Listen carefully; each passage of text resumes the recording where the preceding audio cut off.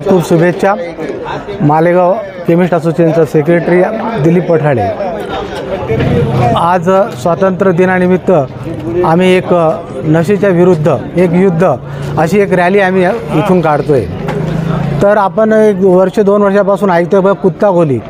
तर कुत्ता गोली असं कुठल्याही नावाचं मेडिसिन आमच्या मेडिकल संज्ञेमध्ये नाही आहे।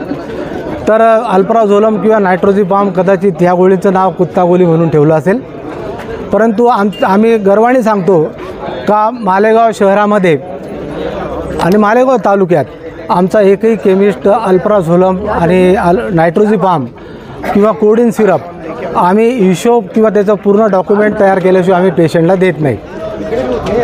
सगळ्यात महत्त्वाची गोष्ट, या नशेच्या गोळीमुळे जे साईड इफेक्ट होतात हे पब्लिकला माहीत नाही आहे। याच्यामुळे बऱ्याच फॅमिली डिस्टर्ब होऊन जातात, आपलं कुटुंब डिस्टर्ब होऊन जातं। तर मालेगाव शहरामध्ये पोलीस डिपार्टमेंटमध्ये एकूण जवळपास 50पेक्षा जास्त FIR दाखल झालेले आहेत, पण त्याच्यामध्ये आमचा एकही केमिस्ट अडकलेला नाही आहे। त्याच्यामध्ये नॉन केमिस्टच असल्या प्रकारचा व्यवसाय करतो आहे। तर डिपार्टमेंट त्यांना शोधावं आणि जो बाहेर राज्यातून जो माल येतो आहे त्याला थांबवावं ही मी त्यांना विनंती करतो।